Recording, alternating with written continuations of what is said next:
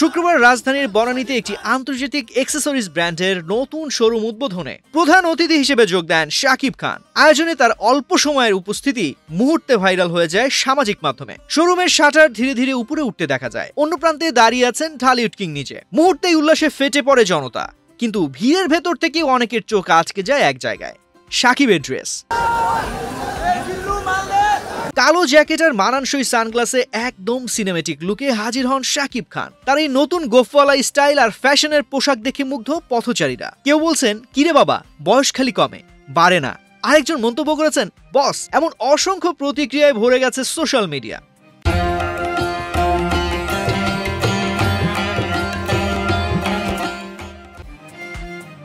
এই আয়োজনে শাকিব খান নাকি মাত্র 20 মিনিটে 35 লাখ টাকা নিয়েছেন। তার মানে প্রতি মিনিটে শাকিব নিয়েছেন 2.25 লাখ টাকা। বিষয়টি নিয়ে জনপ্রিয় উপস্থাপক ও রেডিও জকি গোলাম কিবরিয়া নিজে ফেসবুকে লেখেন, বাংলাদেশের সুপারস্টার সময় দিয়েছে 20 মিনিট, পেমেন্ট নিয়েছে 25 লাখ। কাজ ছিল একটা ব্র্যান্ড প্রমোটের।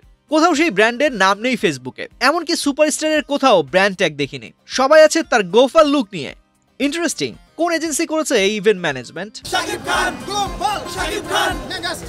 তবে শাকিব খানের পক্ষ থেকে এই পারিশ্রমিকের বিষয়ে কোনো আনুষ্ঠানিক মন্তব্য পাওয়া যায়নি। এদিকে শাকিব খান নিজের ফেসবুকে বনানীর আলোচিত ইভেন্টের কয়েকটি ছবি পোস্ট করেছেন। তবে শাকিব খান যে প্রতি মিনিটে 2.25 লাখ টাকা নিয়েছেন বা 20 মিনিটে 25 লাখ টাকা নিয়েছেন, তা শাকিব সংশ্লিষ্ট কেউ বা তার তরফ থেকে কেউ জানায়নি। তবে বিষয়টি নিয়ে সামাজিক মাধ্যমে আলোচনা সমালোচনা চলছেই।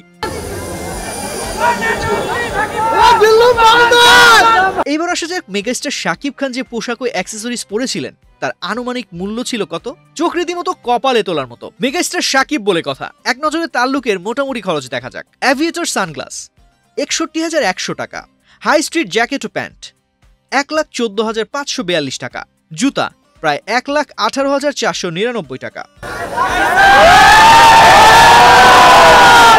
কিছুদিন আগেই প্রকাশ পেয়েছে তার নতুন সিনেমা সোলজারের লুক, যা দর্শকের নজর কাড়ে। সেই লুকের ধারাবাহিকতাতেই শুক্রবারের আয়োজনে দেখা যায় তাকে নতুন রূপে।